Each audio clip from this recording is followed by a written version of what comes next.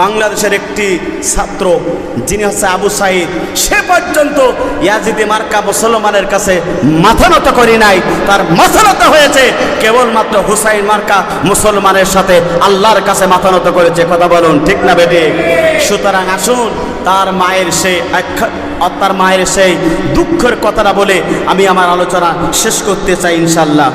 মা গো তোর বুকের মানিক আর আসবে না, মায়ের দুয়ারে এসে মা ডাকবে না, মায়ারি বাদন শাড়ি দিয়েছে সে পারি, মায়ারি বাদন শাড়ি দিয়েছে সে পারি। এ ভুবনে এমন ভুবনে আর আসবে না ও মা, মা গো তোর বুকের মানিক আর আসবে না, মায়ের দুয়ারে এসে মা ডাকবে না, মায়ারি বাদন শাড়ি দিয়েছে সে পারি, মায়ারি বাদন শাড়ি দিয়েছে সে পারি।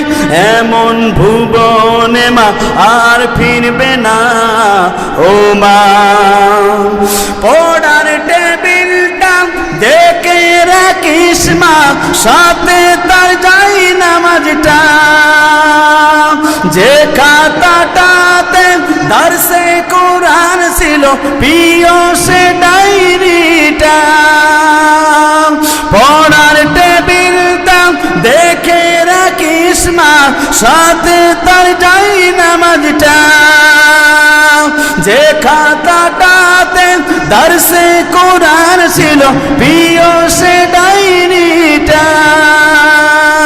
খোকার কথা মাগো পড়লে মনে তোর, খোকার কথা মাগো পড়লে মনে তোর, চোখের পানিতে মা বুক ভাসাস না ও মা, মাগো তোর বুকের মানিক আর আসবে না, মায়ের দুয়ারে এসে মা ডাকবে না, মায়ারি বাদন শাড়ি দিয়েছে সে পারি, মায়ারি বাদন শাড়ি দিয়েছে সে পারি। এমন ভুবনে আর আসবে না ও মা, ফজর নামাজ পড়ে বসত কোরআন নিয়ে পড়তে সুরে তেলাওয়াত, শত বাধার পরে দিত দিনের দাওয়াত, প্রাপ্তি তার এই শাহাদাত। কথা বলুন ঠিক না বেটি? ফজর নামাজ পড়ে বসত কোরআন নিয়ে পড়তো সুরে তেলাওয়াত, শত বাধার পরে দিত দিনের দাওয়াত, প্রাপ্তি তার এই শাহাদাত। ধন্য মাগো তুমি, ধন্য তোমার জীবন, ধন্য মাগো তুমি, ধন্য তোমার জীবন।